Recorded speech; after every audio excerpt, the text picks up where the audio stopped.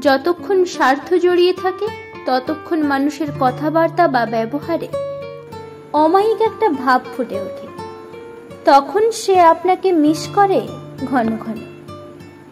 যখনই সেটা মিটে যায় তখনই তার ব্যবহার ধীরে ধীরে বদলে যেতে শুরু করে। আপনারই সাহায্যে পাওয়া কোনো জিনিসকেও নিজের যোগ্যতায় অর্জন করেছে এমনই ভাবভঙ্গি হয়ে যায় তার।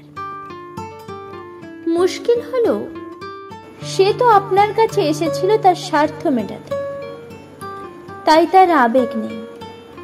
আপনি শুধু তার প্রয়োজন ছিলেন, প্রিয়জন নয়। কিন্তু আপনি ততদিনে তাকে ভীষণ কাছের ভাবতে শুরু করেছেন, তাই তার পরিবর্তনে আপনার শুরু হয়েছে রক্তক্ষরণ। ঠিক এখান থেকেই আপনার লড়াইটা শুরু। ওই স্বার্থপর ব্যক্তিগুলোকে ভুলে নিজেকে ভালো রাখার লড়াই। নইলেই আপনার জীবনের বেশ কিছু মূল্যবান সময় অতিবাহিত হয়ে যাবে যন্ত্রণা পেতে পেতে। অথচ আপনার কত কিছু বাকি আছে করার। এমন স্বার্থান্বেষী মানুষেরা আপনার চারপাশে ছড়িয়ে আছে। কখন আপনাকে ইউজ করে বেরিয়ে যাবে বুঝতেও পারবেন না। বোঝার দরকারও নেই। আপনার বিশাল একটা মন আছে, তাই এমন টুকরো টুকরো নিঃস্বার্থ সাহায্য আপনি করেই থাকেন সকলকে।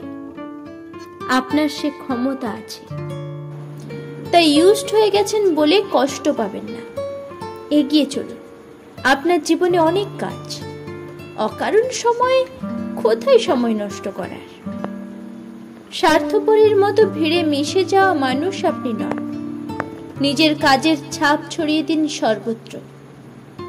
তবে হ্যাঁ, এই অকৃতজ্ঞ মানুষগুলো যদি আবার ঝুলি নিয়ে হাজির হয়, তখন আর অকৃপণ ভিক্ষা দেবেন না। ভুলকে ক্ষমা করুন, অকৃতজ্ঞকে নয়।